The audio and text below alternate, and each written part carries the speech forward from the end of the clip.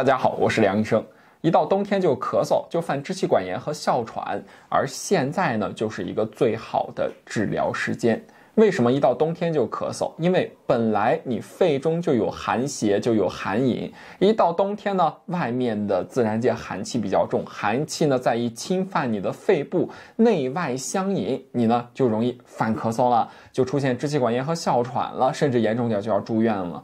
而到了夏天这个时间啊，自然界的阳气是最足的，而寒气是最弱的，我们就可以去借助自然界的这个阳气啊，来去驱散身体中的寒邪。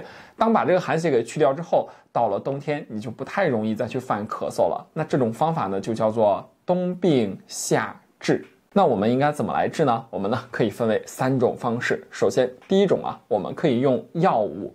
常用的药物有哪些呢？那首先，如果你一到冬天，一受风一受冷就会咳嗽，咳的痰呢是偏白的，并且呢身上有点怕冷，手脚也是凉的，舌苔特别白，这种情况属于是风寒咳嗽，你可以用呢叫通宣理肺丸。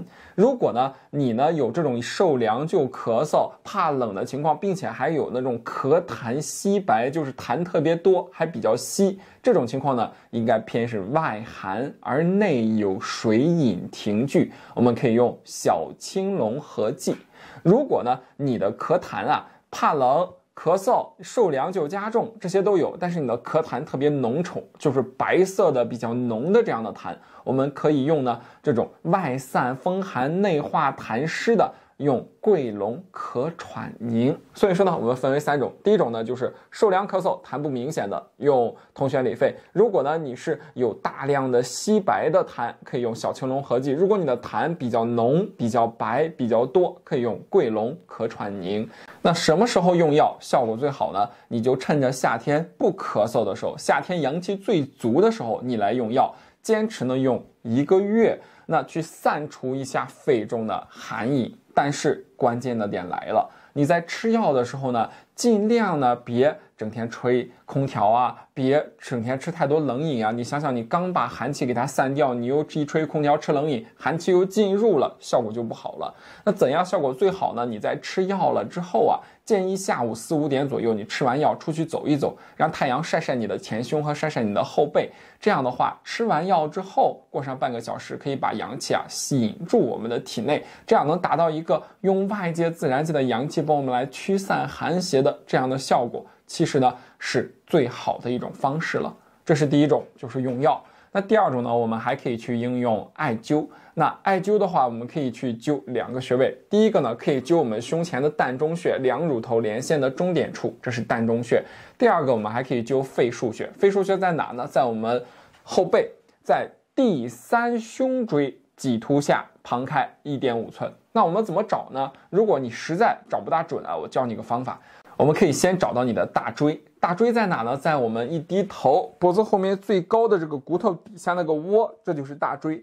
从这个大椎呢往下3寸，也就是你自己4个手指头的宽度，这个位置呢大约就是第3胸椎了。从第3胸椎往两边旁开啊，2个指头的距离，就是从大椎下3寸，旁开1.5寸，这儿就是肺腧穴，非常好找。我们呢可以用艾灸条，让别人呢帮你艾灸一下这个肺腧穴，大约呢10到15分钟，每天灸一灸，散除一下肺中的寒邪。那么到了冬天，到了这个受凉的时候呢，你就不容易再咳嗽、犯哮喘，甚至犯感冒类似的疾病了。所以说呢，这是第2种方式。第3种呢，我们还可以在3伏的时候去贴一贴3伏贴。3伏贴呢也有比较好的去散除肺中寒湿，来去治疗咳嗽咳喘的效果了。那么听到这儿，如果说你有一到秋冬天就犯咳嗽的这样的问题，你知道该怎么办了吗？用药一定用完药之后出去走一走，别吹空调吹，也别吃太多冷饮。那第2个呢，可以用艾灸的方式；第3个呢，可以用这种贴服的方式，就有非常好的来帮助我们康复这种一到冬天就犯咳嗽这样的问题。好，本期课程到此结束，更多健康知识请关注我。